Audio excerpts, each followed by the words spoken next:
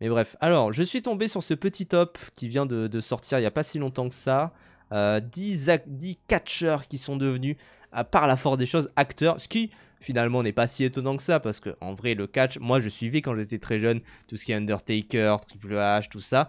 La vérité, j'ai pas trop finalement de références récentes en termes de catcheurs. Mais je regarde un petit peu vite fait ce qui se fait d'entre la WWE, SmackDown, tout ça. Je jouais à plein de jeux sur PS2, c'était vraiment génial. Et c'est vrai que voilà, les catcheurs sont déjà de base des acteurs, évidemment. Et c'est vrai que voilà, tu dis ça, Roland Barthes, effectivement, il avait tout un texte dans Mythologie qui disait le monde qui catch, je crois. Et clairement, il y a vraiment ce truc où effectivement, le catch, c'est déjà une sorte de mythologie avec vraiment ce côté très, très théâtral, très personnage flamboyant, presque comédia dell'arte, j'ai envie de dire. Et du coup, moi, je suis curieux de savoir un peu c'est quoi ce top 10, hein, clairement.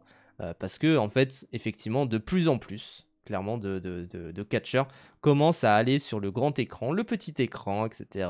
Et clairement, il y en a énormément. Et on va parler un peu aussi des manqués qu'il peut y avoir dans cet article. Et globalement, on va commencer du coup par le 10e avec André the Giant. Alors, c'est déjà une fraude qu'il soit que 10e, j'ai envie de dire, parce que pour moi, il est vraiment top 5, hein, clairement. Mais André the Giant, c'est aussi surtout un personnage assez iconique dans Princess Bride, évidemment. Bah, c'est aussi quelqu'un. Alors, déjà, quelle carrure il avait, enfin, c'est incroyable, quoi. Le mec, il faisait 2 mètres. Enfin, vraiment, il faisait 2 mètres et quelques. Voilà, c'est Hugo dans Street Fighter, c'est ça aussi. Et déjà, oui, pas mal, c'est français. Alors, il est full français, c'est ça. Ouais, il est né à Paris et tout. Ah ouais, putain. Enfin, il est né à Coulommiers, putain. Wow. Mais clairement, ouais, 240. Bref. Mais clairement, il a eu une courte carrière. En soi, assez courte carrière, mais il a quand même vraiment énormément marqué, énormément touché les gens, hein, clairement. Et globalement, voilà, sa carrière, c'est vraiment globalement Princess Bride, c'est quasiment tout. Et sinon, il n'y a pas grand chose d'autre. Mais juste son rôle dans Princess Bride, en fait, il est déjà extrêmement solaire, extrêmement touchant également. Enfin, il rentre vraiment très très bien dans ce conte, en fait, André the Giant. Et je profite d'en parler parce que, bah oui, il est décédé malheureusement assez jeune. Je sais même plus à quel âge il est décédé exactement. Mais il est, voilà, 46 ans, ce qui est quand même... Alors, généralement, les catcheurs, malheureusement, à cause de leur régime, à cause de les problèmes de santé qu'il peut y avoir au fait de catcher, bah, ça peut vraiment décéder très rapidement, malheureusement. Mais globalement, oui, il a eu quand même une assez forte carrière. Lui qui défonce une porte dans Princess Bride, ça explose 80% des carrières d'acteurs, mais bien sûr. Enfin, vraiment ce côté où c'est pour ça que moi je vois ça en mode André n'était pas un bon acteur, il n'était pas très bon pour parler anglais.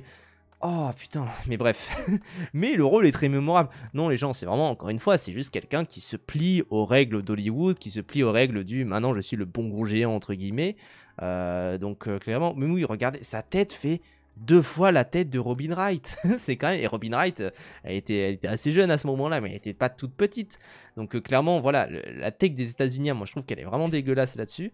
Parce que clairement, pour moi, c'est effectivement son rôle dans Princess Bride, il est vraiment extrêmement mémorable. Et je pense que beaucoup de gens, tu te demandes de citer des acteurs, ils peuvent te citer potentiellement André the Giant. Des catcheurs devenus acteurs, ils peuvent te citer vraiment très très facilement André the Giant.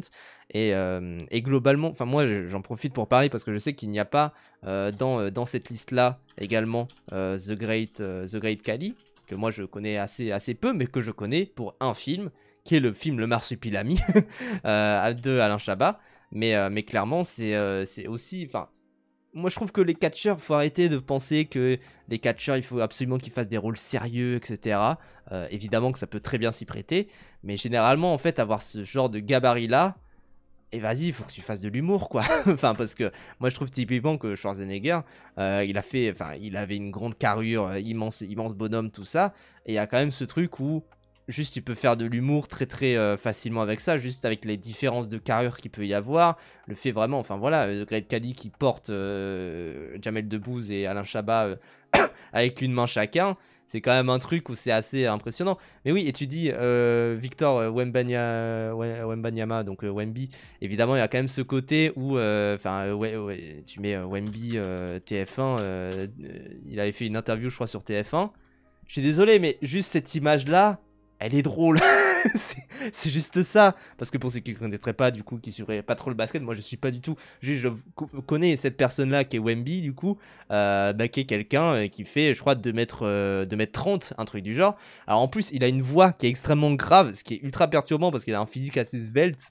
Mais en fait, c'est vraiment ce truc où tu le mets à côté de quelqu'un et tu comprends la masse du truc. Enfin, vraiment, le côté extrêmement immense. Et alors, je veux dire, il y a évidemment plein de sportifs qui se sont mis à passer du coup derrière, devant la caméra pour jouer un petit peu. On pense à Michael Jordan, on pense à LeBron James plus récemment pour Space Jam 2, on pense également mine de rien à O.J. Simpson, on pense à Kamil Abdul-Jabbar dans Y a-t-il un pilote dans l'avion, on pense à plein de gens évidemment Eric Cantona également qui a eu une petite carrière. Et en fait c'est toujours un truc où de toute manière, comme dit Ika également dans le chat, le catch c'est déjà de l'humour de toute façon, c'est là où ils sont bons, c'est le côté camp, tout à fait, enfin c'est ça le truc. Et moi, ne serait-ce que voir ce genre, encore une fois, ça c'est des images qui sont cinématographiques quoi. C'est vraiment ce truc où c'est des gens qui tu vois juste la différence de gabarit, la différence, enfin c'est Laurel et Hardy quoi. Laurel et Hardy se base sur la différence de taille, de poids, etc. Enfin vraiment c'est, et tu regardes juste cette image là, c'est hilarant quoi. Et c'est un truc où encore une fois tu vois presque le mouvement du je sais pas, un truc un peu rigolo de la personne qui se lève et qui en fait très lentement va se lever. Et moi ça me fait penser à l'alien dans Alien Romulus là, clairement qui est sur la fin. Et vraiment c'est juste des gens avec un immense gabarit. Je crois que c'est quelqu'un qui est extrêmement grand en fait dans Alien Romulus sur la fin. En fait clairement c'est un truc où c'est très très, enfin encore une fois c'est juste drôle à regarder déjà de base quoi. Et moi ça m'y fait penser parce que Andre the Giant forcément c'est quelqu'un, il a vraiment exploré le côté très drôle, instant quoi, j'ai envie de dire. Et surtout même pas vraiment hilarant, la comédie qui fait rire dans les chaumières, parce que Princess Bride c'est juste un film qui est magique quoi, j'ai envie de dire, qui est merveilleux. C'est vraiment ça le mood de Princess Bride, c'est que c'est un film merveilleux. Et donc il y a vraiment ce côté où c'est juste un film où il faut rentrer dans ce mood là, parce que de souvenir, Princess Bride, c'est genre un oncle, enfin un grand-père qui raconte une histoire à son petit-fils. Donc vraiment, c'est ce truc-là où c'est les histoires au coin du feu que te raconte ton grand-père un jour en étant un petit peu avec un peu quelque chose dans le nez, enfin le nez rouge entre guillemets, et voilà quoi. Et c'est il y a aussi alors Karel Strucken dans ce registre. Je vais rechercher ça, Anthony Gruyère. Je connais pas, hein. Moi je vous le dis, hein, je connais pas trop les sportifs. Ah voilà, c'est ça. Bah lui typiquement, c'est vraiment ce truc où c'est des personnages extrêmement grands, extrêmement massifs. Ils sont faits pour apparaître dans des familles Adams, tout ça. Mais clairement, c'est ultra perturbant quoi, de voir ce genre de physionomie là, de voir ce genre de corps. Et voilà, tu les compares par rapport à d'autres. Oui, il est dans Twin Peaks aussi, je suis con. Il est dans Twin Peaks. Mais le géant dans It Follows, qui est joué du coup par, je crois, le même acteur du coup que dans Alien Romulus, si je ne me trompe pas. Voilà, le géant, voilà, le grand monsieur dans It Follows, qui est tétanisant en plus, sa première apparition, vraiment. Mais clairement, c'est vraiment ultra perturbant, quoi. Je sais plus. Bon, j'ai pas son nom, c'est pas grave. Autant c'est comique de voir quelqu'un très petit, autant c'est aussi comique de voir quelqu'un très grand, quoi. Il y a des différences comme ça où. Presque c'est ultra bizarre quoi. Ah, c'est pas André the Giant qui a inspiré Shrek, c'est Maurice Tillier. Ok, pardon, je confonds, c'était un autre catcheur français. Ok, merci Mister HS de préciser tout ça. Ah oui, effectivement. Effectivement, on comprend. Mais oui, effectivement, ça rentre dans le côté aussi. Enfin, les catcheurs rentrent de toute manière dans le côté très freaks, de toute façon, de la chose, j'ai envie de dire, également, hein, bien sûr. Ensuite, du coup, on a JC Ventura, alors que je ne connais pas. Donc, voyons voir. Ça m'emmerde. Le site du Hollywood Reporter est vraiment chiant à ce niveau-là. Mais du coup, JC Ventura, est-ce que je l'ai... Ah oui, ok, il est dans Predator. Ok. Ok, donc du coup, oui, effectivement. Donc, ça, c'est une image de Predator, évidemment. Je suis con. Mais, mais du coup, ok, bah... Ouais, bah, petite carrière. De toute façon, le cast de Predator, il est très bizarre. Dedans, la Shane Black également, parce qu'il avait écrit le script. Enfin, bref, que des trucs du genre. Mais 38e gouverneur de l'état de Minnesota, et ben dis donc. Mais clairement, enfin c'est aussi des physiques tout simplement juste de mecs très musclés. Vous savez, vous allez sur YouTube et vous tapez bodybuilders, enfin sur Google et vous tapez bodybuilders in suits. Ça pareil, il y a du comique là-dedans. Enfin je suis désolé, mais c'est du comique un petit peu parce que ils sont tellement, là c'est Ronnie Coleman à droite il me semble, ils sont tellement, c'est tellement des gens énormes et immenses ils paraissent un peu ridicules, quoi. À la limite, Schwarzy, vraiment, très classe, très propre sur lui, bon enfant, j'ai envie de dire. Mais il y en a, c'est juste, c'est ridicule, quoi. Enfin, vraiment, j'ai rien contre eux, bien sûr. Ils pourraient me tabasser. Donc, donc évidemment que j'ai rien contre eux. Mais c'est juste, il y a des moments où, enfin, c'est surtout au niveau des bras, quoi. Au niveau des bras, où les bras sont, enfin, les biceps sont énormes, on dirait des tumeurs. Et à côté, on dirait qu'ils ont du coup des des tout petites mains, quoi. Mais forcément, parce qu'ils sont obligés de rentrer la main à l'intérieur, quoi. T'as les Goomba dans le live action Goomba, Mario, mais oui, bien sûr. Oui, c'est ça, il y a ce côté vraiment cartoonesque, quoi. Et donc forcément, il y a ce côté également, ouais, gros bras, très imposant, etc. Ça, c'est vraiment quelque chose d'impressionnant. Alors, l'image avec son coloc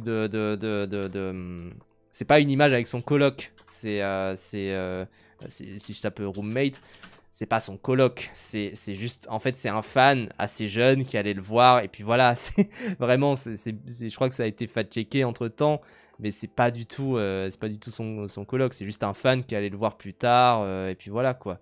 Et globalement, je crois que ça a été prouvé ici, tac, tac, tac, tac, tac, tac, tac, tac. Mais globalement, donc ça, c'est quelqu'un, en fait, qui a fait toutes les recherches, visiblement. Mais à Skip, enfin moi de ce que j'avais vu c'était vraiment bah non c'est pas lui. Alors déjà il a pas 18 ans à ce moment-là Schwarzy, parce qu'à 18 ans il ressemblait à ça, il ressemblait pas exactement à ça. Donc vraiment c'est pas du tout lui à 18 ans. Et son fameux roommate de 16 ans c'est pas lui non plus. Donc bon voilà, c'est ça aussi faut faire attention. Mais voilà, mais en tout cas oui, Jesse Ventura, bah oui, c'est le physique gros muscle, enfin comment dire, gros gabarit, ça rentre très bien là-dedans, quoi, bien sûr. Ensuite, du coup, on a Paul Wright. Alors, Paul Wright, je ne connais pas, parce que, alors, j'imagine que tout ça, vu que c'est très axé sur la culture ricaine, va être très, bah, ça va être des séries, ça va être des films que j'ai pas forcément vus, tout ça, etc. Donc, c'est Big Show, c'est ça, Big Show, et bah. Il a une gueule à porte-bonheur, hein, lui aussi, hein, bien sûr. Mais globalement, du coup, c'est quoi sa filmographie en tant que telle? Bah, pas l'air d'avoir grand chose de génial, j'ai envie de dire. Enfin, en tout cas, je connais pas grand chose là-dedans. Ça a l'air d'être des sortes de presque direct to DVD un peu étranges. Il est dans Hancock, bah, visiblement non, malheureusement. Ça aurait pu le rattraper, hein. Mais clairement, ça a l'air pas génial, quoi. Donc, qu'est-ce qu'ils ont à en dire, vu qu'ils ont mis Andre the Giant en dessous? Tac, tac, tac. Donc, c'est un des premiers 7-footers. Donc, il fait plus de 7 pieds. Je sais plus combien ça fait à peu près, mais ça fait plus de 2 mètres et quelques dans la vraie mesure, hein, j'ai envie de dire. Et du coup, il est dans la série The Big Show Show, c'est ça? Oh putain, on a atteint le fond là. Je suis désolé.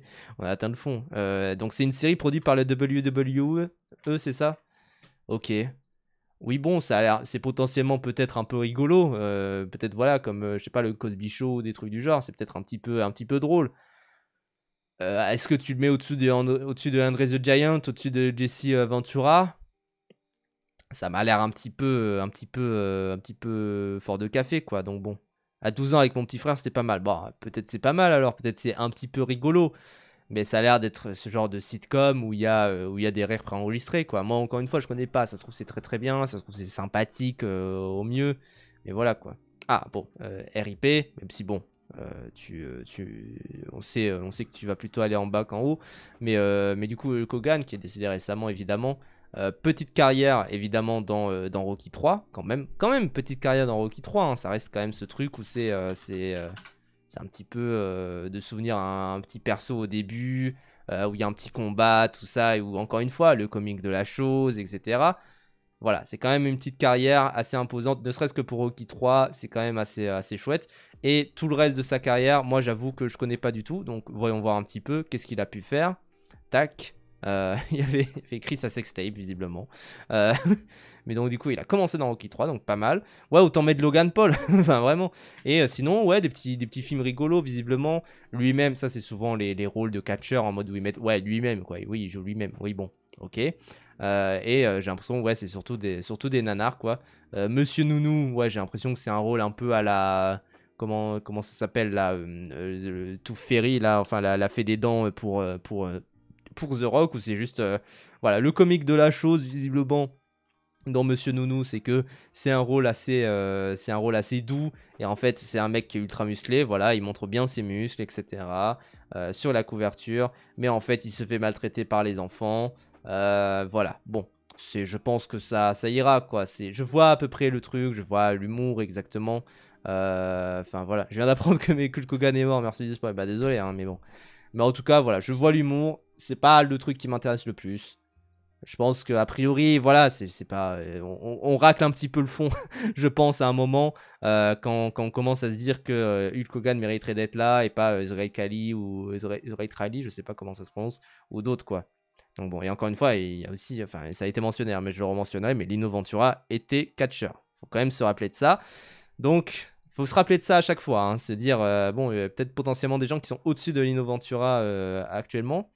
Kevin Nash, du coup, alors il a eu une petite carrière, c'est ça? Alors, ouais, il était dans les John Wick, visiblement, de ce que je vois. Donc, est-ce qu'il a un rôle important? Ah, c'est le mec de la boîte de nuit. Ah, c'est intéressant parce que pour le coup, ça exploite pas du tout le fait que ça soit un catcheur à la base, parce que c'est un rôle un peu tertiaire à côté. Enfin voilà quoi. Tu as vu The Wrestler? Ce Wrestler, c'est incroyable. Moi, c'est mon préféré d'Aronofsky. J'ai très très hâte pour la suite de la carrière d'Aronofsky là avec Code Stealing, c'est ça? Mais clairement, pour moi, effectivement, Kevin Nash, si c'est effectivement le Kevin Nash, ce personnage-là dans John Wick, moi je trouve que c'est un caméo assez noble, assez cool, assez sympathique. Et voyons voir du coup le reste de sa filmographie. Tac, tac, tac. Donc du coup, rivalité avec machin, tout ça, ok. Il est dans Harry à tout prix qui, de souvenir... Non, je confonds avec un autre, pardon. Il est dans Magic Mike, il est dans Magic Mike XXL. Donc quand même, il collabore avec pas des tâcherons non plus. Je veux dire, Soderbergh, c'est pas n'importe qui. Il est dans Dead or Alive. Et bah dis donc, alors c'est le Dead or Alive. Oui, ok, c'est le Dead or Alive ricain. C'est pas le Dead or Alive de Mickey. Quand même. Mais ok, il joue au Odin. Ouais, ça va. Ça a l'air d'être une carrière plutôt ok, quoi. Et il est dans Magic... Ah oui, Magic Mike, oui, c'est lui. Ok, oui, je vois, pardon. Je vois. C'est lui qui lui donne, je crois, bah, du coup, les stéroïdes, etc. Des trucs du genre. Ok. Mais ouais, c'est vraiment ce truc où, effectivement, ça a l'air d'être des rôles assez classiques, où ça joue un petit peu sur sa carrure, quand même un petit peu, mais je veux dire, dans John Wick, typiquement, moi, ce qui me surprend, c'est qu'il soit dans John Wick, c'est que je me dis, bah oui, bah dans John Wick, c'est vraiment ce rôle purement classique, où ça pourrait être n'importe qui. C'est juste un petit caméo comme ça, juste de quelqu'un qui, je crois, il prononce une phrase ou deux en russe, etc. Il a une micro-scène. Et puis c'est tout, quoi. Clairement, enfin, ça me paraît tout à fait légitime comme mini caméo.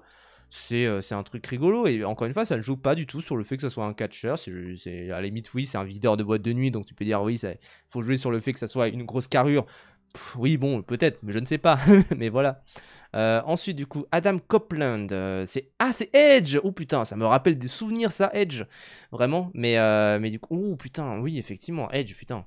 Ça me surprend de le voir là. Mais parce que vraiment, pour moi, c'était un gros type vraiment de la WWE. Il n'y a pas, putain, merde, il n'y a pas un onglet filmographie. Peut-être qu'il y a un onglet filmographie sur la page en anglais. Mais il a une gueule, déjà, il a une gueule. Je sais pas, il me fait penser un peu à Walton Goggins. Il me fait penser un peu. Ah putain, il me fait penser à un autre acteur, mais je sais plus son nom. Mais il me fait penser à Woody Harrelson également.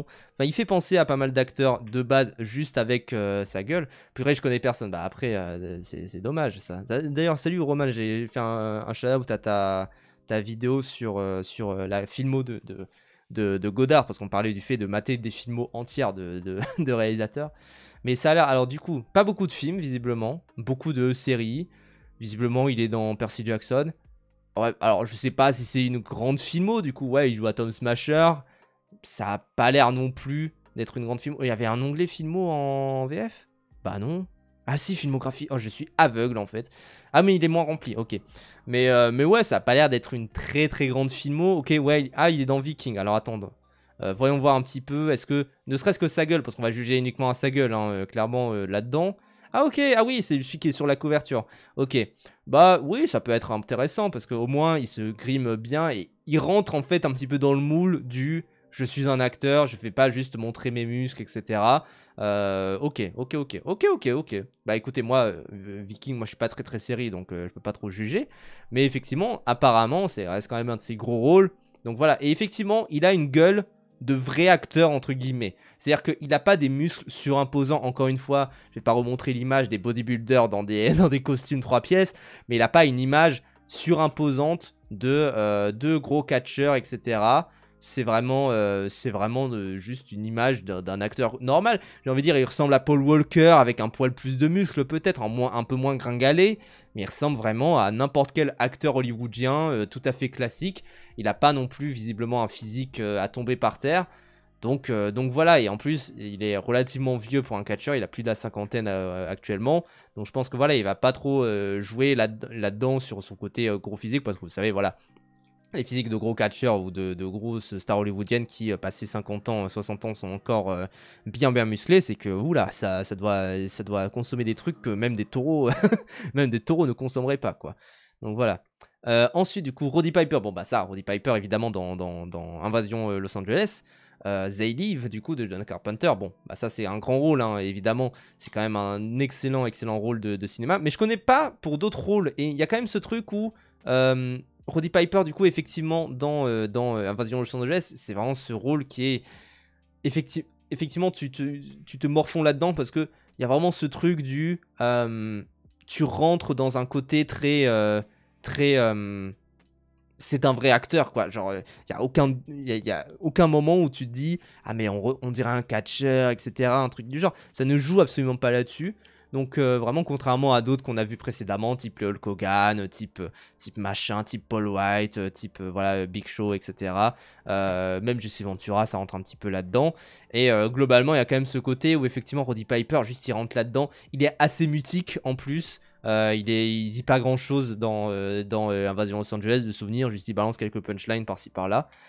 Mais clairement, c'est un rôle où il est fait pour ça. Il est fait pour ça, c'est-à-dire que si on met un rôle They Live, on sent qu'il a vraiment cette carrure du héros carpenterien qui va péter des gueules avec son gros mulet. Je suis venu pour du chewing-gum et botter des culs et j'ai plus de chewing-gum, tout ça, que des trucs du genre.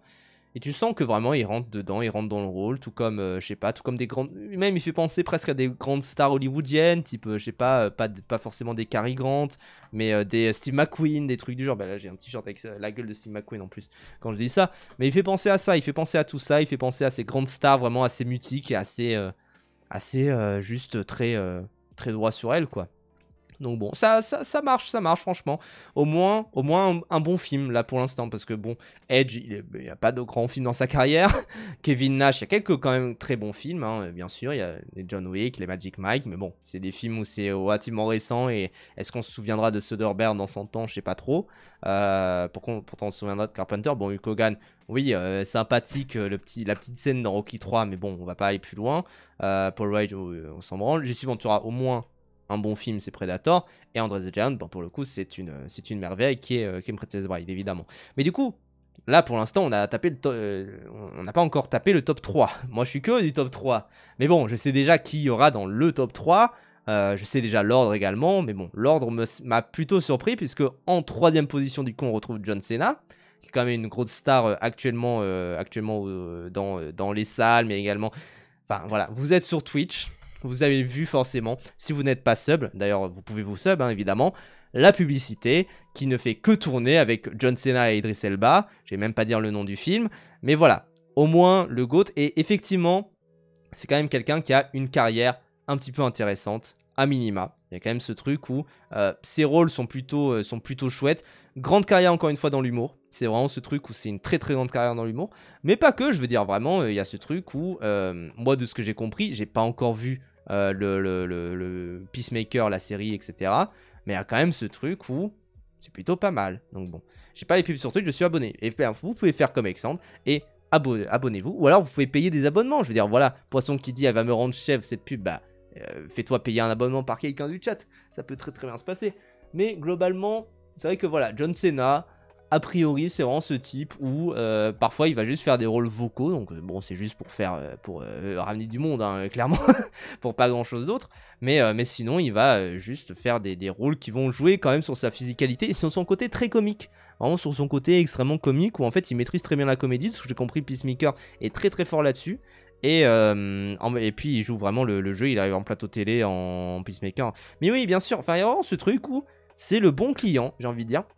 Moi j'ai hâte de revoir son rôle dans Coyote vs Acme. On avait vu un peu des images quand même de Coyote vs Acme avec notamment John Cena dedans. Et je me dis bah en fait il a un look bah, il a un look parfait parce qu'il a c'est l'antagoniste de ce que j'ai compris. Et il a ce look de gouverneur états-unien, bizarre, etc. J'ai vu l'opening de Peacemaker où il danse. En plus, voilà, de petits talents comme ça d'acting comme ça. Je me dis, bah, c'est rigolo. Et je veux dire, voilà, ce genre de rôle-là est vraiment génial. Et évidemment, je vais y venir, hein, bien sûr, mais dans The Suicide Squad, rôle absolument génial parce que, je veux dire, il joue effectivement sur ce côté représentation de l'Amérique parfaite, mais en même temps tout à fait déplorable du côté très... Enfin, tout est génial à la devanture, mais en fait derrière c'est dégueulasse. Donc clairement ça rentre vraiment dans ce côté-là. En plus, pour jouer un rôle vraiment d'un perso, il était inconnu au bataillon avant la sortie de Suicide Squad, évidemment, mais ça c'est un truc qu'il aime beaucoup faire James Gunn, bien sûr. Mais il y a quand même vraiment ce côté où effectivement ça rentre dans un truc de... À la fois l'aspect comique, en même temps, c'est un personnage qui reste très sérieux, quoi. Et c'est en plus un personnage où on comprend qu'il soit comme ça, qu'il ait cette gueule-là, qu'il ait ses bras énormes, parce que pareil, ça il faut le dire, hein, mais John Cena, ses bras, bref, ça fait la taille de ma hanche. Genre vraiment, c'est ça qui est fou. Et clairement, pour moi, c'est un des acteurs là qui a le plus d'avenir, hein, j'ai envie de dire. Parce que clairement, il est très bon, il est très drôle. Et il fonctionne très bien, quoi. Donc voilà, la scène du duel avec Idris Elba est tellement bien dans Suicide Squad. Mais oui, elle est assez sérieuse en plus. Enfin vraiment, on sent qu'il y a des trucs à creuser pour que ça soit un encore meilleur acteur, j'ai envie de dire. Parce que là, pour l'instant, il reste assez cantonné dans ses rôles plutôt comiques. Pour l'instant, il n'a pas fait trop de rôles vraiment dramatiques de long en large, etc. Donc voilà. Et en plus, il parle chinois. Donc voilà. Ça va vraiment très très bien se vendre, je pense, John Cena. Et du coup, en deuxième... Dwayne The Rock Johnson. Alors bon, il y a quelques films sympas. J'ai pas vu Southland Tale, apparemment c'est un chef-d'œuvre. Il faudrait vraiment que je le voie, évidemment. Mais son chef-d'œuvre, pour moi, ça reste évidemment No Pain No Gain, qui reste quand même un des plus grands, enfin Pain and Gain du coup en VO, mais No Pain No Gain chez nous, qui reste quand même un chef-d'œuvre parce que ça s'appuie pleinement sur cette figure-là de Dwayne The Rock Johnson, de ce côté The Rock. Un des mecs les plus musclés des États-Unis, etc. Enfin, voilà, quand même ce truc où c'est quelqu'un qui a vraiment les rôles les plus juste s'appuyer sur le fait qu'il ait une grosse carrure, et c'est tout. Et c'est un peu, pour moi, le problème, j'ai envie de dire, c'est-à-dire que pour l'instant, The Rock, à part Pain and Gain, à part Southland Tale, que dalle. Enfin vraiment que dalle, parce que sinon il n'y a pas grand chose. Voilà, Scorpion King et du coup le retour de la momie également. Oui bon, on passera. Sinon bah pas grand chose quoi. Very Bad Cops, c'est ceux qui meurent au début, c'est très rigolo hein, bien sûr. C'est très sympa. Sinon, voilà, Voyage au centre de la Terre 2, je pense que je peux m'en passer. Ses rôles dans les Fast and Furious, je trouve qu'il est vraiment insipide pour le coup. C'est vraiment, heureusement qu'il y a eu des embrouilles entre eux et qu'il s'est barré. Mais clairement, voilà. Par contre, dans Hobbs and Shaw, il est un petit peu rigolo. En duo avec Jason Statham, il est un petit peu drôle. Globalement, sinon, enfin vraiment, c'est inintéressant. C'est que des trucs en mode Red Notice, Red One, Rampage, Jumanji, Baywatch. Jen et les hologrammes. Ok. Ah oui, je vous en propose. Ok. San Andreas, Hercule, que des films comme ça qu'on oublie. Et en fait, moi, le problème que j'aurais avec Dwayne Johnson, c'est que quand même, juste on oublie l'intégralité de ses rôles, quoi. Enfin, vraiment, c'est juste ça. On oublie l'intégralité de tout ce qu'il a fait. On oublie l'intégralité. Enfin, on a l'impression. Encore une fois, c'est l'image du The Rock for different movies. C'est voilà, c'est. Vous regardez cette image-là. Voilà. Sur cette image-là. Dites-moi quel film c'est dans lequel il joue. Et ben c'est 4 films différents. C'est vraiment 4 films différents, avec à chaque fois juste la même gueule, le même look. Et moi j'estime que quand même, j'estime que ça peut rentrer dans une démarche de se dire, bah typiquement, je sais pas, Louis de Funès, il joue tout le temps le même rôle. Louis de Funès, il joue tout le temps la même chose. Johnny Depp également, enfin voilà, il joue tout le temps exactement le même rôle. Donc voilà. Rampage 2, bah non, je crois que là c'est Jumanji. Je sais pas, je sais même pas. C'est juste, il est dans une forêt, vaguement, avec une petite chemise et un t-shirt qui suinte, quoi. Ok, mais bon, ça ne fait pas un rôle, j'ai envie de dire. Et il y a quand même ce truc où, au bout d'un moment, quand voilà, et Fatness Madness dit vraiment les bons termes, hein, c'est que quand même, Schwarzenegger, il est devenu une star et il a commencé à travailler avec des gens intéressants. Van Damme a fait la même chose.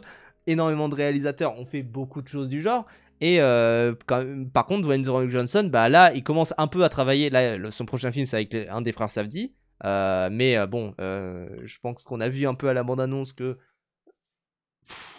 Bon, à voir. Mais bon, ça va pas être son The Wrestler, je pense. Au Safdie, c'est Josh, je crois, ou Benny, je sais plus. Bon, de toute façon, il y a une chance sur deux, j'ai envie de dire. Mais il y a quand même ce truc où moi, je suis pas, je suis plus hype par l'autre projet, par Marty Suprême, après avoir un petit peu comment ça va jouer, tout ça. Mais clairement, moi, je suis. Ouais, voilà, il a fait Moana, enfin, il a fait. Putain, j'ai plus le nom du personnage, enfin, Vaiana, du coup. Mais clairement, pour moi, effectivement, enfin, il joue tout le temps la même chose, quoi. Donc bon. Après, The Rock, c'est surtout, tu vois que lui à l'écran, je sais pas comment dire. Oui, bah, en fait, il y a vraiment ce côté où. The Rock, moi, le problème que j'aurais, c'est que juste, il fait ça pour faire. Enfin, c'est il y a tout un business alternatif de toute manière au cinéma. C'est que il y a beaucoup d'acteurs qui en fait font ça comme des produits dérivés, quoi. Comme des immenses, je sais pas, des immenses clips, des immenses, je sais pas, des trucs vraiment ultra mercantiles, quoi, j'ai envie de dire. Et clairement, je trouve que Dwayne The Rock Johnson tombe totalement là-dedans, quoi. Ça tombe totalement dans l'aspect très, je suis tout le temps, enfin voilà, les quatre cavaliers de l'Apocalypse du j'ai toujours la même personnalité dans chaque film. Bah voilà, c'est ça. Et les quatre en plus sont tournés dans des Fast and Furious, hein, d'ailleurs, parce que Ryan Reynolds, il a un petit caméo, je crois, dans Hobbs & Show. Donc voilà, en fait, The Rock, c'est clairement un produit pour lui-même, pour tout ce qu'il fait. Et voilà, quoi. Ah, et c'est Joe non, c'est Rampé. Je sais pas, on sait même pas, en fait, on sait même plus, finalement, qui est quoi, qui est où. Et puis voilà, enfin, ça, c'est 5 films différents. Je crois qu'en bas, c'est Jungle Cruise, du coup. Voilà quoi, voilà, enfin au bout d'un moment c'est pas intéressant quoi, la carrière de The Rock elle est pas intéressante. Il a voulu hijack et être la tête d'affiche du DCU du coup de toute l'aventure DC de Zack Snyder avec du coup son Black Adam où il a vraiment pris toute la lumière vers lui etc. Je trouve ça vraiment pas chouette en plus d'être vraiment dégueulasse. Et d'être vraiment un film très mauvais, quoi, clairement, on peut se le dire. Donc voilà, et il a vraiment pris le truc et il a pris le truc à bras le corps. Moi, je me souviens, je montais des interviews de The Rock, c'était pénible parce que vraiment, il parlait que de lui et que de sa manière de dire, ouais, ça va être le plus grand film de tous les temps. Enfin, vraiment, c'est la hiérarchie de pouvoir dans le DCU va changer, etc. Enfin, que des trucs du genre. Alors qu'au final, c'était un film vraiment gaze. En plus de ce que j'ai compris, il a ramené de force Henry Cavill. D'après les interviews de James Gunn, en fait, c'est lui qui a voulu ramener Henry Cavill en Superman pour porter de l'importance à son Black Adam et dire regardez, je vais affronter Superman plus tard, etc. Des trucs du genre. Voilà quoi. Faut savoir qu'il a pris cette tournure à cause de la réception catastrophique de Southland Tales. Je conseille la vidéo d'écran large, je suis tout à fait. Clairement, qui est une excellente vidéo sur le sujet. Mais clairement, sinon, il était prêt à tourner un peu plus dans du film d'auteur. Et je trouve que Michael Bay est un auteur, hein, il faut quand même s'en rappeler là-dessus. Mais clairement, ça reste un film vraiment d'auteur qu'il a fait avec No Pain No Gain. Donc moi j'ai envie du retour de The Rock là-dedans, surtout que là il a le pouvoir, il a je sais pas, je crois qu'il est milliardaire aujourd'hui The Rock avec toutes les conneries qu'il a pu faire, les trucs pour Netflix etc. On rappelle hein, la division du budget de Red One, Red One Budget, si on regarde un petit peu par rapport à toute la production A24, The Rock il a pris 50 millions pour un film Amazon à la con dont personne n'a entendu parler, qui a fait un bid au box-office. Et voilà quoi, enfin c'est vraiment dégueulasse. Donc clairement moi comme disait Mr. Fox, c'est la rencontre du sujet et de son auteur en parlant de No Pain No Gain. Mais oui, et c'est vraiment ce truc où c'est absolument parfait quoi. Et le salaire de The Rock aurait pu payer, je sais pas, presque une dizaine de films à côté quoi. Oui, c'est l'acteur le mieux payé d'Hollywood quoi. Donc bon, c'est au bout d'un moment ça fait chier quoi. Je suis d'accord avec toi, mais je suis toujours obligé d'un peu de sourire quand j'entends Michael Bay est un auteur. Bah oui, bien sûr, parce qu'on se dit pas ça de base. Mais voilà quoi. Je l'ai regardé parce qu'il était dedans, mais c'était un des pires. Mais oui, en fait, c'est ça le truc, c'est que à chaque fois, il y a quand même une sorte de sympathie qu'inspire The Rock, c'est de se dire ouais, mais quand même, allez, pourquoi pas, etc. Et la vérité, moi, ça me foudroie à chaque fois, quoi. Je me dis, mais en vrai, enfin, je n'ai pas envie de voir ça. Je n'ai pas envie de voir ce film. Je n'ai pas envie de voir ce film parce que même s'il y a The Rock et que peut-être il va faire son visage rigolo en mode. Et voilà. euh, Attendez, j'arrive pas à monter le lot de sourcils. Voilà. il va faire son visage un petit peu rigolo à la DreamWorks. Et sinon, c'est vraiment, ça va être désastreux, quoi. The Rock Face. Voilà, oui, bon, le visage de The Rock. Vous voyez évidemment la fameuse chou-fin face, oui. J'arrive pas, putain, j'ai du mal à lever l'autre sourcil. Ah non, ça va, c'est bon. J'ai cru que j'avais fait un AVC, vraiment. J'avais très peur. Mais clairement, enfin voilà, sa manière de lever les sourcils, etc. Il le fait même dans d'autres films, etc., dans d'autres productions, parce que c'est sa marque de fabrique. Et encore une fois, aujourd'hui, la plupart des gros acteurs comme ça, mais c'est pareil pour Ryan Reynolds, c'est pareil pour d'autres, la vérité, ils ont leur marque un peu à la con. J'en parle parce que c'est pas distribué en France, donc j'en ai rien à foutre. Mais ils ont leur marque un peu à la con, en mode The Rock Alcohol, si je mets ça. Ils ont leur marque de whisky, etc. Des trucs du genre, des tequila artisanales. Vous avez peut-être entendu parler de la même chose pour Dana Aykroyd. Et je crois que Tom Holland a aussi une marque d'alcool, enfin de bière sans alcool, etc. Et en fait, aujourd'hui, leur business, c'est beaucoup ça. Parce que le business aujourd'hui hollywoodien, c'est beaucoup de se compter sur la tequila, sur des marques d'alcool. Ryan Reynolds a également la même. Nous, on a le Rosé Garcia, tout à fait. Tout à fait, tout à fait. Donc, voilà.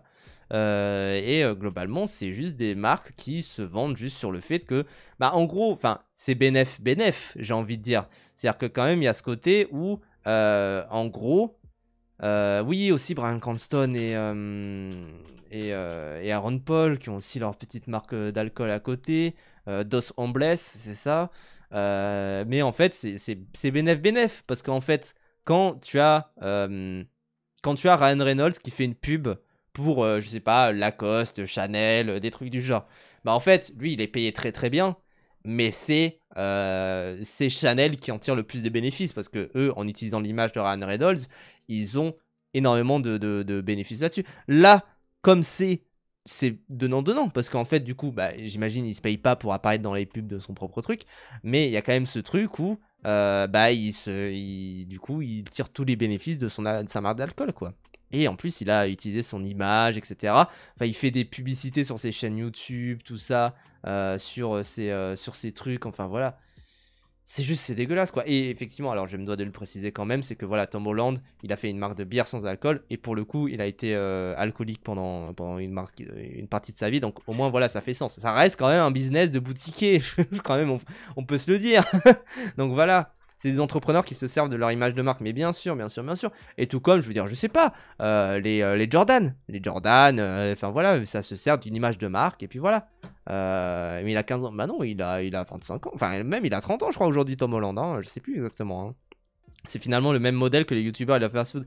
Mais bien sûr, et les fast-food de youtubeurs, aujourd'hui, enfin, je sais pas, les MrBeast Crunchable, là, je crois qu'il y a maintenant dans certains magasins en France. Mais voilà, les Feastable, là, bah, c'est clairement juste le logo de MrBeast. Et en plus, comme c'est des youtubeurs, ils en parlent à chaque fois, ils en parlent tout le temps. C'est Prime aussi, c'est ça? Prime qui est vraiment la marque des youtubeurs à fond, où ça se fait sponsor avec d'autres, etc. Enfin, vraiment, ça fait gerber, j'ai envie de dire, quoi. Et je veux dire, aujourd'hui, être acteur hollywoodien, comme Dwayne The Rock Johnson, c'est vendre de l'alcool. En plus, à tout le monde, hein, j'ai envie de dire, c'est pas juste en mode aux jeunes, etc. Je pense qu'il n'y a pas de problème là-dessus. Mais je veux dire, voilà. 4 milliards! Ah ouais, putain. Putain, ah ouais, attends. Attends. How much is... alors, attendez. Oh, putain, c'est chiant. How much is worth Teremana Tequila. 3,5 milliards. Oh, putain de merde. Putain, et ça, c'est The Rock qui l'a, quoi.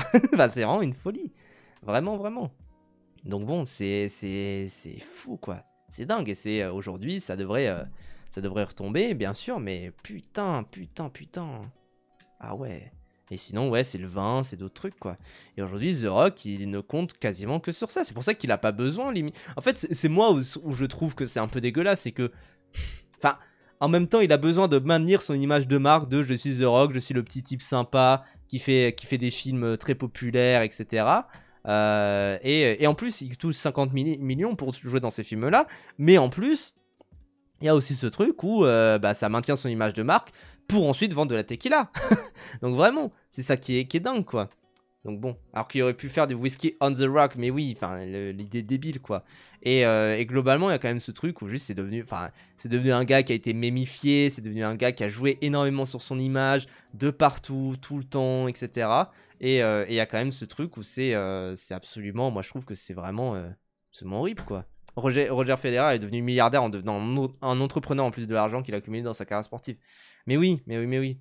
Et d'ailleurs, enfin moi je me souviens, j'avais vu un truc, c'était quoi? C'était une meuf de OnlyFans qui disait ouais j'ai gagné 40 millions et j'ai gagné 40 millions cette année et j'ai regardé LeBron, le salaire, etc. Et en fait c'est possible que l'année prochaine tu gagnes plus. Vous pensez que LeBron James ne gagne que avec ses contrats pour les Lakers? Mais non, il gagne avec tous les deals qu'il a à côté. Enfin clairement il est milliardaire ce type. Donc vraiment, enfin c'est encore une fois c'est du business, quoi, j'ai envie de dire. The Rock ne fait pas des films pour le business, c'est pour ça que j'en parle particulièrement ici. C'est que The Rock aujourd'hui il fait vraiment des films uniquement pour conserver son image de marque, et quelque part s'il va dans des films plus audacieux, plus téméraires, j'ai envie de dire, ce qui ne changerait rien à sa statut de star. Je veux dire, Cillian Murphy, il a fait des pubs pour des grosses marques, etc. Alors que pourtant il joue dans des films relativement auteur, je pense qu'on peut se le dire. Timothée Chalamet également, il a tourné dans une pub qui était réalisée par Scorsese en plus. Enfin voilà. Mais clairement, là, juste avec le Safdie, il veut juste chercher l'Oscar. Ce qui, je veux dire, est pas très déconnant. Je crois que pour The Wrestler, il me semble avec d'Aronofsky, qui est pour moi un chef-d'œuvre, hein, c'est le meilleur Aronofsky. Il me semble que Mickey Rourke a été au moins nommé à l'Oscar du meilleur acteur. Peut-être qu'il l'a eu. En tout cas, le film a eu un Lion d'Or, tout ça, ça ok. Mais il me semble qu'il a. Ah non, il a pas du tout été nommé, putain.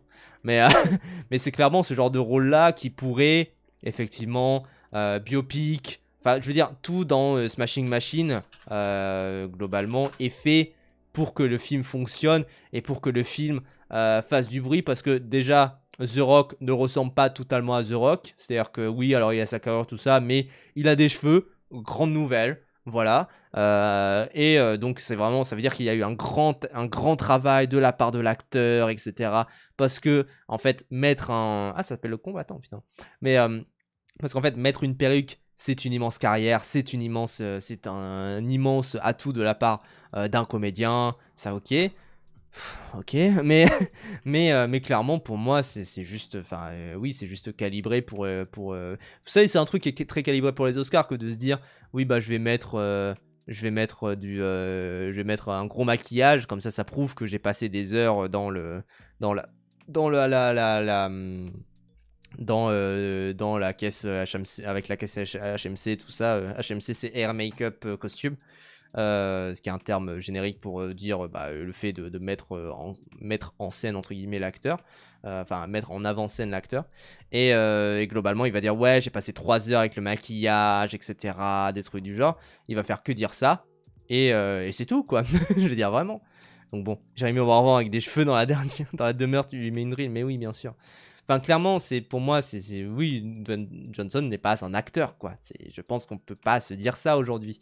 C'est un produit cosmétique, c'est un produit culturel de très bonne facture, puisque ça fonctionne, j'ai envie de dire. Et encore une fois, Red One a été le film le plus vu sur Netflix, je crois, en son temps. Je crois que ça n'a pas été dépassé. Pourtant, ils ont fait d'autres films entre-temps, avant, tout ça. Enfin, voilà, le dernier Fincher n'a pas dépassé Red One. Mais parce que dans Red One, il y a Ryan Gosling, Gal Gadot et Dwayne Johnson, 3 des pires acteurs actuellement à Hollywood, hein, je pense qu'on peut se le dire. Mais clairement, c'est dégueulasse, quoi. Et ensuite, du coup, bon, le numéro 1, c'est très attendu, c'est Dave Bautista, évidemment. Alors, moi, la vérité, si je suis un petit peu honnête, je veux dire, en vrai, oui, c'est le meilleur là de tout le groupe qui a été cité. De tout le groupe qui a été cité, c'est celui qui a la meilleure carrière. Enfin, ouais, quand même, Roddy Piper a tourné dans. Bref. Mais voilà, il y a quand même. Ça se bat avec certains autres. Mais je veux dire, oui, ça reste quand même l'acteur qui a la meilleure carrière, qui a su le mieux se relever, qui a su bien jouer en plus avec sa carrière, qui a su en fait tirer parti du fait que en gros il a été engagé pour les Gardiens de la Galaxie. Alors moi d'ailleurs Batista, ça a été vraiment, enfin moi j'adore Batista, je faisais des Batista bombes avec mes potes, enfin bref voilà, et qui a su vraiment tirer le fait que Je veux dire, ok, au début, il tournait dans quelques petites merdes, mais la vérité, c'est surtout les Gardiens de la Galaxie qui l'a vraiment beaucoup aidé à être au top. Et surtout, je veux dire, après, il a joué le rôle du gros caïd. Même, je veux dire, même dans Blade Runner. Dans Blade Runner, ça reste quand même ce rôle du gros caïd qui pourrait snap à tout moment, j'ai envie de dire. Et il y a quand même ce truc où il a joué ce rôle-là du type qui... il reste assez imposant quand même dans Blade Runner, je pense qu'on peut se le dire. Et il reste assez... Enfin, avec ses toutes petites lunettes. Moi, c'est quand même ce truc, c'est que il a des minuscules petites lunettes alors qu'il a un corps absolument énorme. Oui, évidemment que c'est pour jouer sur ça. C'est vraiment, il a toujours, de toute façon, Denis Villeneuve a engagé ce genre de personnes-là pour jouer là-dessus. Donc voilà. Et il était très bon, bien sûr. Et dans Spec, j'ai aucun souvenir par contre de son perso. Mais voilà, c'est pareil, c'est le même rôle. C'est-à-dire qu'il y a toujours des rôles de gros caïds dans les James Bond. Bon, là, c'est revenu sur lui, quoi. Et c'est encore une fois des bodybuilders dans des costumes 3 pièces. Bon, ça donne ça, quoi. Et ça donne quand même un aspect très imposant. Et il a quand même une gueule aussi, Dave Bautista, où tu sens qu'il pourrait à la fois jouer la comédie très bien. Je veux dire, il joue la comédie excellemment bien, évidemment, dans Les Gardiens de la Galaxie, bien sûr. Mais tu sens qu'il pourrait aussi snap, quoi. Qu'il pourrait vraiment snap à tout moment. Et puis voilà, quoi. Et globalement, ce que j'ai vu, c'est que, oui, mais attention, il joue quand même un peu dans des films d'auteur parce qu'il a joué dans Knock at the Cabin de Shyamalan. Et c'est vrai, je veux dire, moi je me souviens, en plus j'avais monté l'interview de lui pour Allociné pour Knock at the Cabin à l'époque. Et c'est vrai qu'il insistait énormément aussi. C'est vrai qu'il est dans Dune aussi, mais pareil, dans Dune, il a ce rôle quand même du... Enfin, après, il apparaît 30 secondes dans Dune. Enfin, vraiment, c'est limite un caméo, j'ai envie de dire. Mais il apparaît pas très très longtemps de souvenir. Euh, mais clairement, c'est un petit rôle. Mais dans Knock at the Cabin, j'ai quand même cette impression que ça reste ce rôle où il a vraiment beaucoup compté dessus. En mode, regardez, là, je joue dans un vrai film. Je sors un petit peu de mon image de Drax. En plus, je crois que Knock at the Cabin, de souvenir, il est sorti après tout ce qui est Avengers Endgame, etc. Dans un peu l'entretemps entre... voilà, c'était juste avant Les Gardiens de la Galaxie 3. Donc voilà, quand même, c'est assez percutant. Et sinon, ouais, ça reste un rôle où... moi, j'ai pas vu Knock at the Cabin. Tout le monde me dit que c'est un peu à chier. Mais quand même, il est allé voir Shyamalan pour tourner dedans. Ou alors Shyamalan ne l'a plu, je sais pas comment ça s'est passé. Mais en tout cas, ça s'est produit, j'ai envie de dire. Hein, voilà. Et en vrai, il est assez productif, tout de même. Il fait plein de trucs. Et globalement, j'ai l'impression qu'il s'est éloigné des Marvel. Aussi, alors ça c'est pareil, ça il faut en parler parce que ça reste dans sa carrure. Il y a des gens, enfin voilà, il y a des gens qui disent qu'il a perdu énormément de poids, etc. La vérité, c'est juste qu'il a, je crois, il a 50 balais et que ça y est, quoi. Genre, c'est bon, tu peux pas maintenir ce genre de physique-là. Il reste quand même très musclé hein, en dessous de son costume. C'est juste que on dirait qu'il est extrêmement maigre. La vérité, moi, premièrement, je vais pas juger parce que plein de gens avaient jugé Chadwick Boseman dans ses dernières apparitions juste avant de décéder en mode ah oui, mais on dirait qu'il a pris du crack ou quoi, je sais pas, alors qu'en vrai, il avait le cancer. Euh, Donc vraiment, ça me paraît bizarre. Et surtout, je vais pas critiquer. Alors moi, j'ai pas vu son rôle dans The Last Showgirl. J'espère qu'il est pas malade. Bah oui, bien sûr. Mais, ah oui, putain, c'est vrai que dans The Last Showgirl, il a vraiment une autre gueule. Enfin, vraiment, c'est vrai que c'est assez perturbant. Et oui, c'était sur ce plateau-là qu'il était. Mais c'est vrai qu'au moins, voilà, il essaye un petit peu de bouger avec son image. Il essaye au moins de mettre des costumes, de changer un petit peu. Alors, il tourne quand même, je trouve, un peu dans des films de merde. Notamment en vrai dans du coup le Lost Land là. C'est vraiment, enfin, ça c'est un film de Paul W.S. Anderson que vous connaissez notamment pour les films Resident Evil, tout ça. Ah, ça reste quand même de la grosse merde. Enfin, vraiment, j'ai vu quelques images. Je me suis dit, oui, bon, je vais pas regarder ça. Ça a l'air d'être une sorte de. Enfin, on dirait une sorte d'adaptation de jeu vidéo, mais qui n'existe pas, j'ai envie de dire. Enfin, un truc du genre. Et clairement, moi, c'est vraiment dégueulasse. Après, est-ce qu'on lui propose autre chose? Bah, j'ai quand même l'impression, enfin, parce que là, du coup, in the Lost Land, il est producteur du film. Donc tu dis, putain, mais t'es producteur. Enfin, je suis désolé, mais t'as amassé beaucoup de thunes avec les films pour lesquels t'as tourné, etc. Il a tourné pour Zack Snyder, il a tourné pour Villeneuve, il a tourné pour. Même pour Taika Waititi, c'est vrai, du coup, dans Thor 4, il a tourné dans les Avengers, etc. Donc il a quand même eu un sacré pognon grâce à ça. Et il produit qui Paul W.S. Anderson. Je veux dire, voilà, c'est pas, c'est un peu dégueulasse. C'est un peu, enfin voilà, et autant, je veux dire, il tourne dans du Shyamalan, ça d'accord.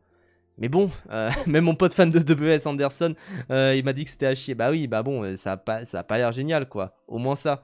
Et globalement, je veux dire, autant, voilà, il a tourné dans un Shyamalan, mais moi, je sens le coup où, moi, je suis désolé, parce que je sais que tout le monde dit, ouais, Dave Bautista, au moins, il tourne un peu moins dans des films de tâcherons, j'entends le truc. Au bout d'un moment, faut pas abuser. Je veux dire, ok, il a tourné un rôle qui est plus ou moins lui-même, en se parodiant un petit peu dans Glass Onion. Bon, pareil, je veux dire, encore une fois, il joue lui-même, quoi. Il joue lui-même, et je veux dire, il est très drôle dans Drax, bien sûr. Mais bon, c'est quand même pas terrible, quoi. Et c'est clairement, enfin, pour moi, ça reste un petit échec. C'est une sorte de mini The Rock, Dave Bautista. C'est pas très grave, c'est un mini The Rock. C'est un peu, moi, ce que je note là-dedans, quoi. C'est que c'est un The Rock, mais pour l'instant, il a un peu noyé le poisson, parce que The Rock, actuellement, les gens me disent, ouais, c'est de la merde, tout ça. Pendant un temps, les gens l'appréciaient bien, les gens trouvaient, oui, bon, il tournait dans des petites comédies un peu à la con, mais il tournait dans Southland Tale, il tournait dans No Pain No Gain, donc les gens disaient, et là, aujourd'hui, bon, c'est tout en bas. Mais là, pour l'instant, moi, l'avis que j'ai avec Dave Bautista, c'est un peu comme le début de The Rock, quoi. Donc bon, c'est un The Rock qui veut prouver. Ouais, c'est ça, et en même temps, je sais pas, je le vois pas non plus, enfin, je pense qu'il a une carrière, enfin, qu'il essaye d'alterner un petit peu, entre les films d'auteur, parce que pareil, The Last Showgirl, c'est vrai que j'en ai pas parlé, mais The Last Showgirl, ça reste quand même un film vraiment d'auteur, Oscar bait, alors principalement pour Pamela Anderson, mais je pense qu'il l'a rejoint en mode un peu Oscar bait, je sais plus qui le produit, mais clairement je pense qu'il l'a rejoint en mode un peu Oscar bait, bizarre. Notamment, il y a eu toute une campagne promotionnelle autour de Pamela Anderson, parce que c'est son film un peu, pas son film testament non plus, mais son film un peu de retour entre guillemets. Et c'est vrai que voilà, ça a été nominé, mais malheureusement, de ce que j'ai compris, parce que j'ai pas vu le film, apparemment il n'est pas génial, et donc ça fait que la carrière du film n'a pas non plus pu aller pleinement aux Oscars et aux Oscars Season, tout ça, des trucs du genre. Donc clairement, j'ai l'impression qu'il essaye un petit peu de jouer là-dessus pour essayer d'avoir un Oscar. Mais bon, c'est un peu comme The Rock finalement, c'est juste que The Rock ça se voit plus. Mais je pense que Dave Bautista, il essaye un petit peu d'avoir un Oscar. Donc il essaye de rejoindre un peu, parfois entre 2-3 films, un peu osef type, voilà, The Killer's Game, c'est quoi ça? C'est quoi cette merde? Recherchons un petit peu. Voilà, bon, oui, bon, alors oui, c'est rouge, c'est joli, oui, bon, ok. Mais sinon, ça a l'air d'être un film de tâcheron un peu osef. C'est pas très grave hein, de tourner dans des films de tâcheron un peu osef pour les plateformes, pour je ne sais quoi, et puis voilà. C'est un film de tâcheron un peu osef où ça joue sur son image de gros baraqué, et puis voilà quoi. Et sinon, encore une fois, ça, il est producteur délégué. J'ai envie de dire, en fait, moi j'ai l'impression que Bautista, il veut le beurre et l'argent du beurre. Il veut produire des films un petit peu à la con pour gagner de la thune, comme ça, et en même temps, il veut tourner dans des films d'auteur sans prendre de risques. C'est un peu ce truc-là, quoi. C'est ça que je comprends pas trop. Après, voilà, c'est un bon acteur. Ça, par contre, c'est un bon acteur. Mais moi, je juge aussi des choix de carrière d'un acteur. En fait, vous savez, juger de si un acteur est bon, c'est pas juste juger de sa performance dans X ou Y film, tout ça. C'est aussi juger de si ses choix de carrière, en fait. Typiquement, Timothée Chalamet, je pense qu'on peut juger de ses choix de carrière en se disant, bon, c'est l'acteur le plus au top d'après les Oscars, d'après machin, tout ça, il a été nommé plein de fois, etc. Mais il y a quand même ce truc où ça reste un acteur où là, actuellement, on peut décider de s'il a fait des bons choix dans sa carrière. Et si actuellement il en fait encore des nouveaux. Est-ce que Marty Supreme est un bon choix dans sa carrière? Est-ce que Dune partie 3 est un bon choix dans sa carrière? Est-ce que pareil pour Pierre Ninet typiquement. Est-ce que maintenant qu'il a eu le gros succès du Comte de Monte Cristo, qu'est-ce qu'il a fait depuis? Il a fait une série de merde pour Netflix et je crois qu'il a plus rien fait depuis.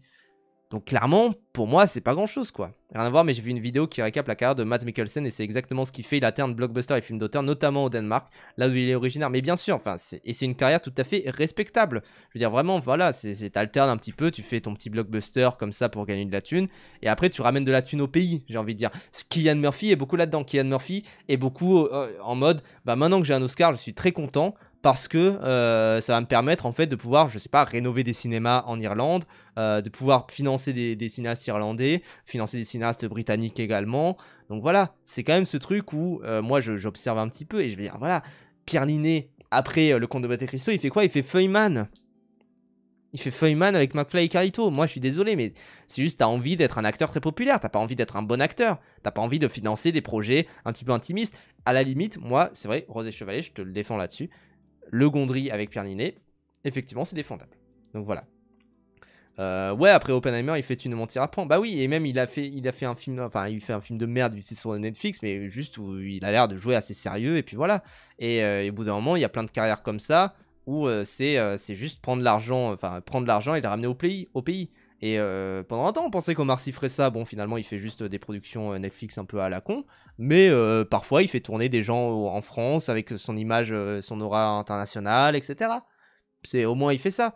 Et il y a beaucoup d'acteurs qui font ça, d'acteurs français qui partent aux États-Unis, font leur truc dans leur coin et après reviennent ou des trucs du genre.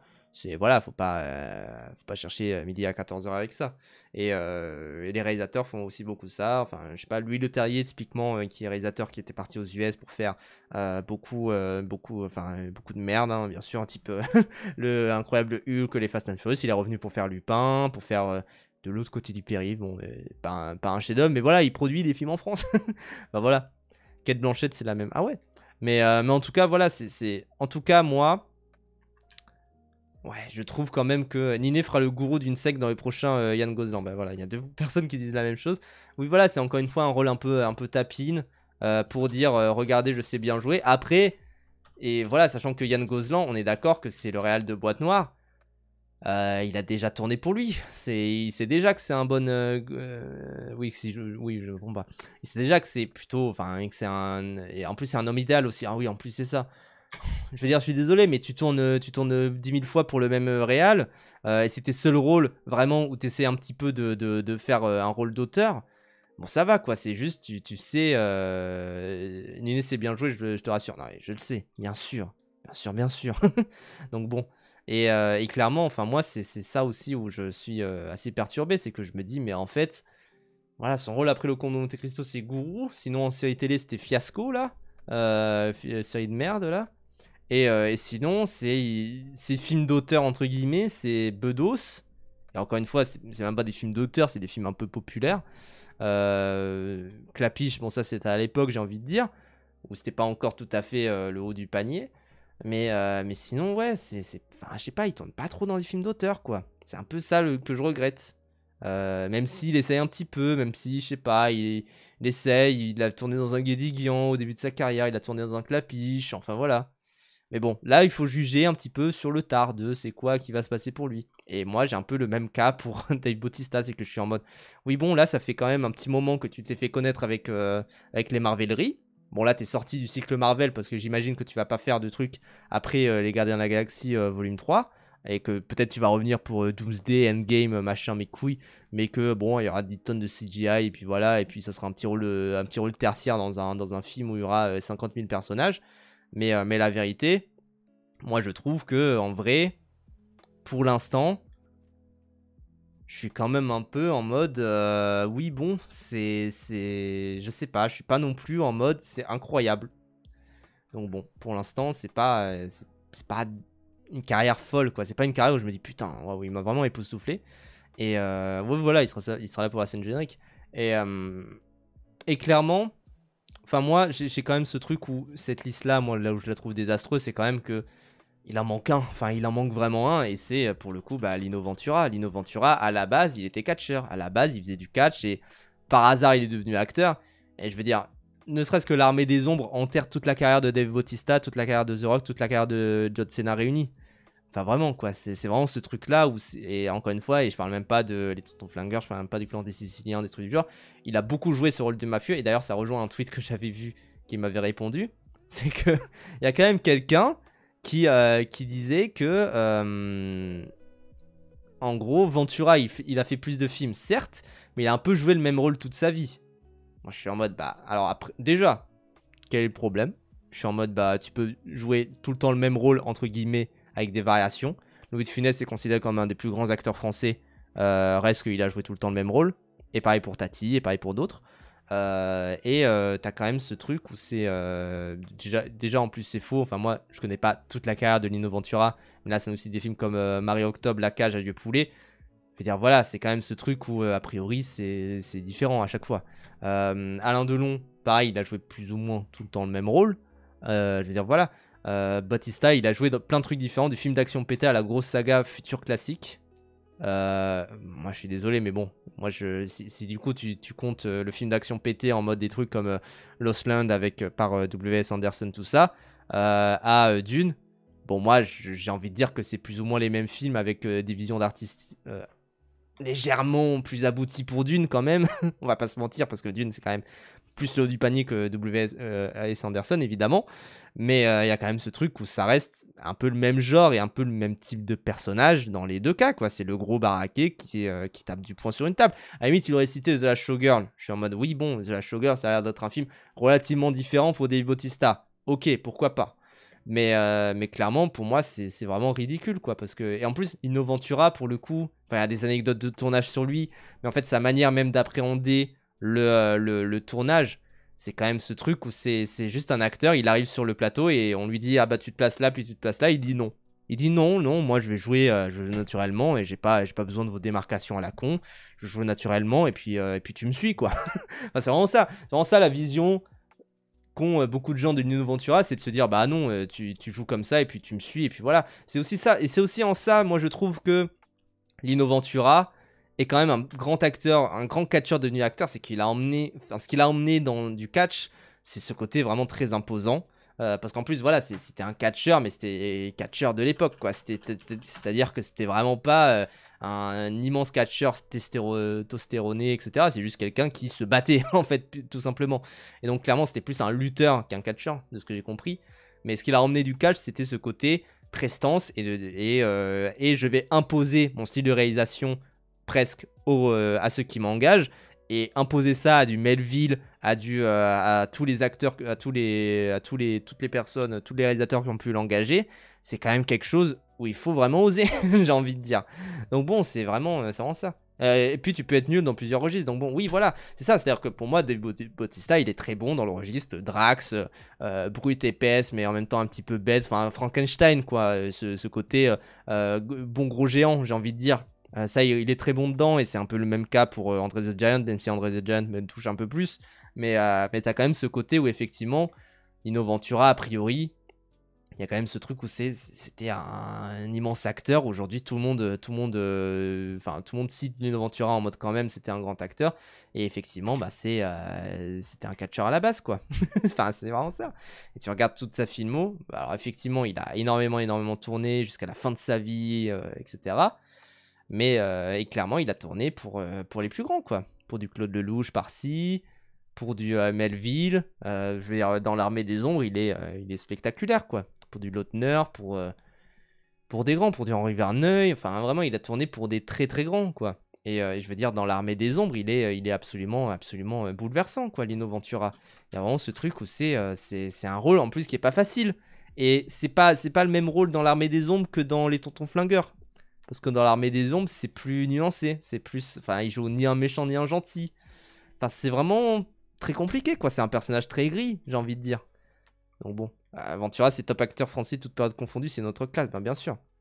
Bien sûr. J'ai pas envie de dire que c'est un autre cinéma qu'on ne retrouvera jamais, tout ça.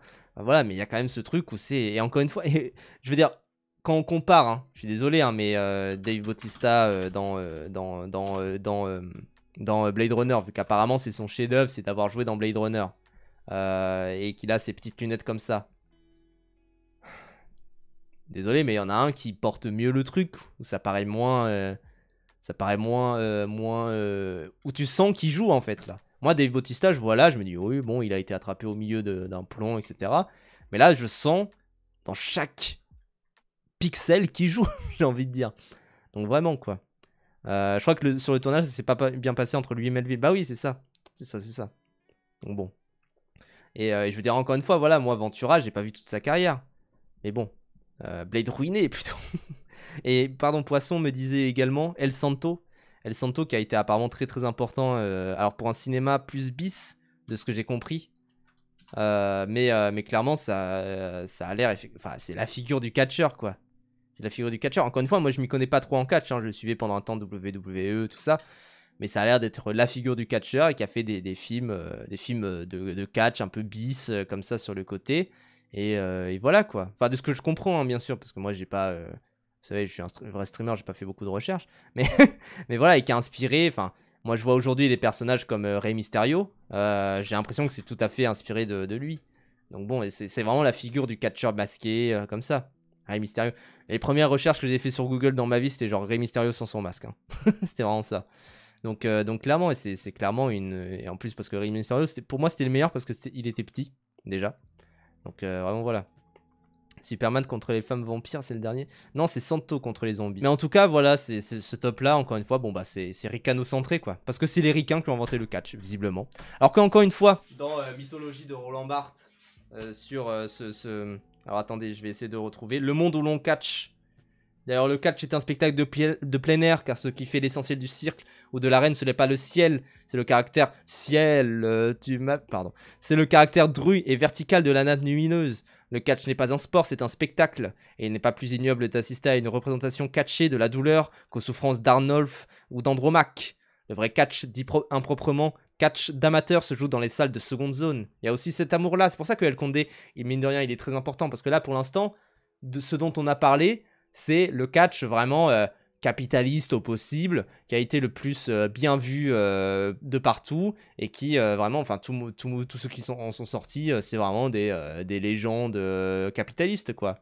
Et grand bien leur face d'ailleurs, parce que la plupart des gens qui sont catcheurs, typiquement John Cena, je crois qu'il a vraiment le record du nombre de make-a-wish exaucés, etc. Donc ils ont vraiment aussi le cœur sur la main pour certains.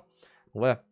Le catch est une somme de spectacles. Je lis juste les phrases que j'ai un petit peu surlignées. Le geste du catcheur vaincu correspond au masque antique chargé de signifier le ton tragique du spectacle. Au catch, comme sur les anciens théâtres, on n'a pas honte de sa douleur, on sait pleurer, on a le goût des larmes. Et ça, c'est magnifique. Moi, je suis désolé, mais et ce texte-là, c'était un moment où, en plus, le catch était assez mal vu. Le catch était plutôt mal vu, les gens trouvaient que c'était un truc de gueux, etc.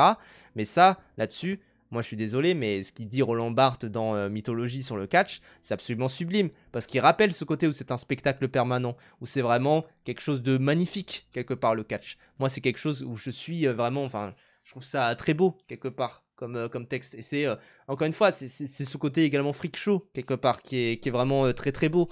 Où bah, c'est aujourd'hui particulièrement, je trouve, hein, le catch c'est devenu du freak show fermé, quoi, j'ai envie de dire. Donc bon, c'est vraiment ça. Mais en tout cas, bon, cette liste, bon, bah, comme d'habitude avec le Hollywood Reporter, hein, de toute manière, on a vu plein de listes qu'ils avaient fait, la liste des films antifascistes, des films machin, tout ça. À chaque fois, c'est juste des films où on se dit, mais putain, mais vous avez que les États-Unis dans votre crâne ou quoi?